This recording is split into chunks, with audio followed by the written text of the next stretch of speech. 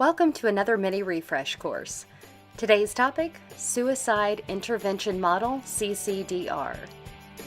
Session instructor Joey Fennell reminds us about Dr. George Everly's Suicide Intervention Model, CCDR.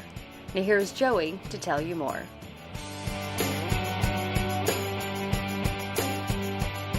In addressing, we use something called the CCDR model that was created by George Everly.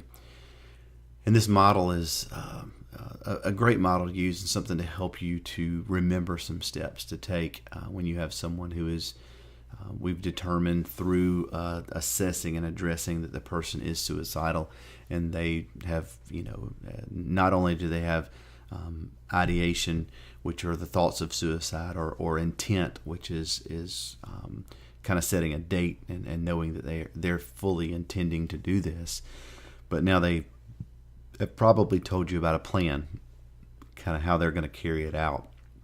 When we get to that point with an individual, then there's some steps that we need to take, and we use this model in doing that. So the first thing we want to do is to clarify with an individual: do you really want to die, or do you simply want the pain to stop? And that question alone brings about so many different thoughts, and it educates us so much in furthering that. And one thing if I could leave you with anything, is don't be scared to use the word suicide. Don't be scared to use the word die or kill yourself.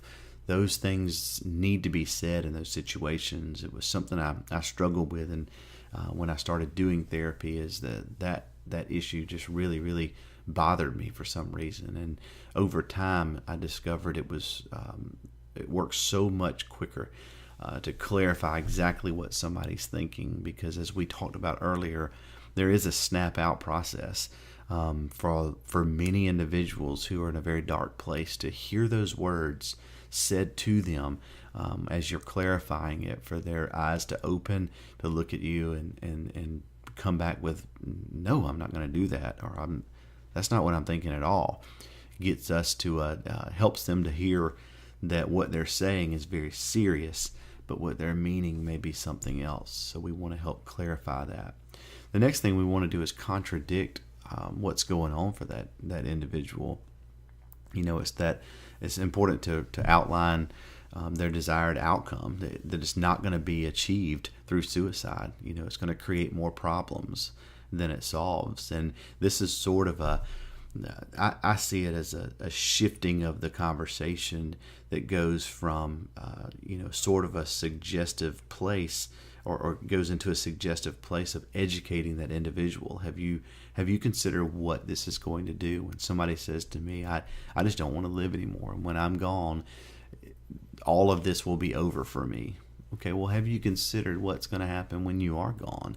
And being very honest with them. So you have done your homework of educating yourself and gathering so much information about this individual that you're able to have this conversation, because they've talked about their mom, and they've talked about their dad, they've talked about the spouse or whoever is going to be left behind, children. That ripple effect, and even if you haven't gotten that information yet, this is the time you get it.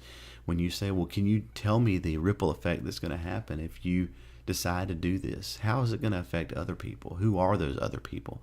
So that's how we're going to contradict someone.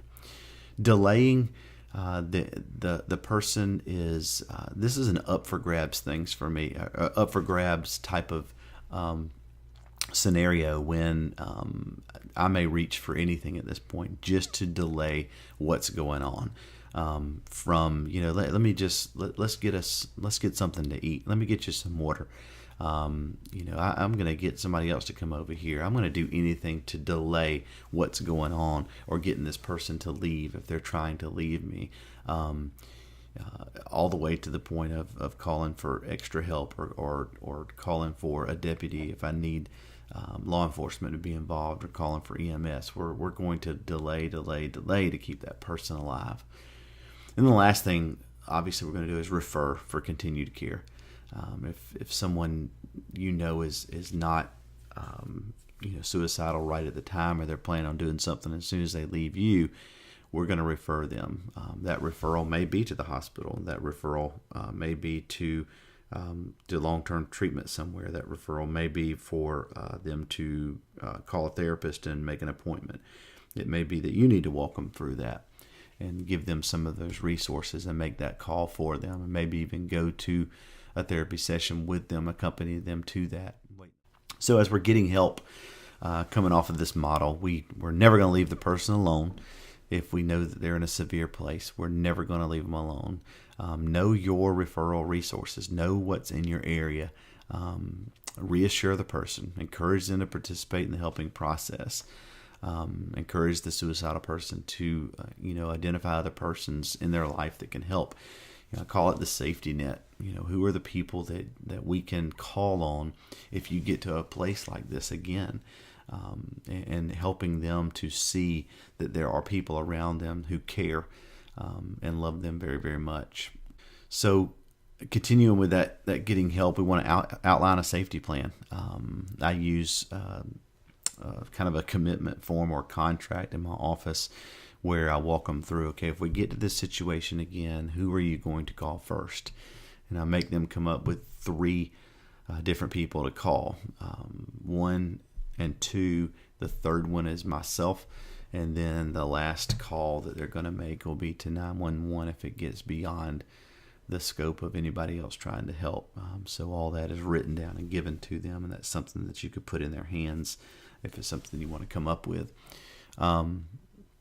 You want to make arrangements for the helper to come to you or take the person directly to the source of help. And I just talked about that a while ago. Once therapy is initiated, you may want to accompany that person to help them, but walk them through that process and getting them help. It's a great handoff to make in doing that.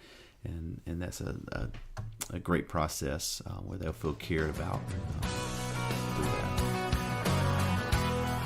Congratulations on completing another mini refresh course.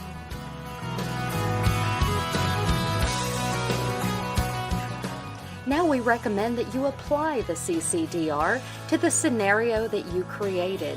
We encourage you to share your learning in the forums.